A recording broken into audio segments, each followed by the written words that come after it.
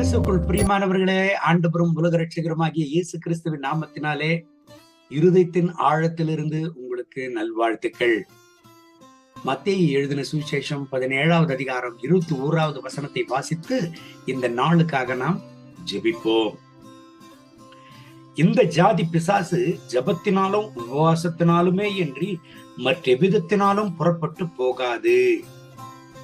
ஆண்டவராகிய இயேசு கிறிஸ்து வல்லமையாய் மகிமையாய் ஊழியம் செய்கிறதான நாட்களில ஒரு குறிப்பிட்ட வாலிபனை தன்னுடைய தகப்பனார் சீஷர்களிடத்துல கொண்டு வருகிறார், அவனுக்காக ஜெபிக்கும்படியாக. ஆனால் அவனுக்காக சீஷர்கள் ஜெபித்தார்கள். ஆனால் அந்த பிசாசு அவனை விட்டு போகல.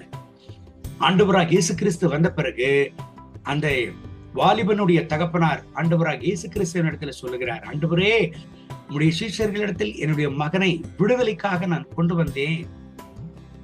ஆனால் அவர்களால் இந்த பிசாசை துரத்தக்கூடாமல் போயிற்று. அப்பொழுது தான் ஆண்டவராகிய இயேசு கிறிஸ்து தன்னுடைய சீஷர்களுக்கு சொல்லுகிறார், ஏன் சீஷர்கள் ஜெபித்த பொழுது அந்த பிசாசு அவனை விட்டு போகவில்லை என்று ஆண்டவராகிய இயேசு கிறிஸ்து இந்த இடத்துல விளக்கம் கூறுகிறார். பாருங்க, இந்த ஜாதி பிசாசு ஜபத்தினாலும் உபவாசத்தினாலுமே என்று வேற எதனாலும் போகாது என்றார். என் அன்பு தேவனுடைய பிள்ளைகளை, இந்த லெந்து நாட்கள்ல நம்ம இருக்கிறோம். நல்ல ஒரு விஷயத்தை புரிந்து கொள்ளுங்க. நீங்கள் கர்த்தருடைய சமூகத்துல உபவாசத்தோடு இருக்கிறீங்களா? கட்டாயம் ஒரு மேல் படியை நீங்கள் காண்பீர்கள். கட்டாயம் உங்க ஆவிக்குரிய வாழ்க்கை உயரும். காரணம், பல நேரங்களில மனுஷனுடைய வாழ்க்கையில வியாதியை கொண்டு வருகிறது பிசாசுதான். குடும்பத்துல அசமாதானங்கள், போராட்டங்கள், நஷ்டங்கள், வியாதிகள், பலவிதமான பலவீனங்களை கொண்டு வருகிறது பிசாசின் தந்திரம்தான். என்ன ஜெபித்தாலும் அப்பேற்பட்ட ஒரு சூழ்நிலைகளில் இருந்து விடுதலை பெற முடியாத ஒரு நிலைமை இருக்குமானால் அதற்கு ஒரு பெரிய ஒரு டிப்ஸ் ஆண்டவராகிய இயேசு கிறிஸ்து சொல்லுகிறார். இந்த ஜாதி பிசாசு உபவாசத்தினாலும் ஜபத்தினாலுமே என்று வேற எதுனாலும் போகாதுன்னு ஆண்டவர் சொல்றாரு. கர்த்தருடைய திருசமூகத்துல ஒரு பெரிய விடுதலையை கொண்டு வருகிறதான வல்லமை அது உபவாசத்திற்கு உண்டு. எனவே ஜனங்கள் கர்த்தருடைய திருசமூகத்தில் உபவாசத்தோடு ஆண்டவரை நோக்கி பார்க்கிறார்கள்.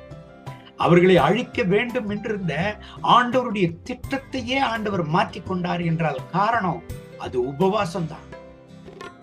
யூத சந்ததி அழிக்கப்படுகிற நிலைமையிலே எஸ்தரனுடைய உபவாசம் கர்த்தருடைய திருப்பாதத்துல ஒரு பெரிய விடுதலையை கொண்டு வந்தது.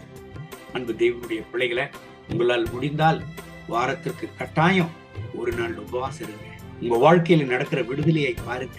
உங்க குடும்பத்துல நடக்கிற விடுதலையை பாருங்க. ஜெபித்து ஜெபித்து சோர்ந்து போயிருக்கிறீங்களா? பயப்படாதீங்க. கர்த்தருடைய சமூகத்துல உபவாசத்தோடு முன்னோட்டி செல்லுங்க.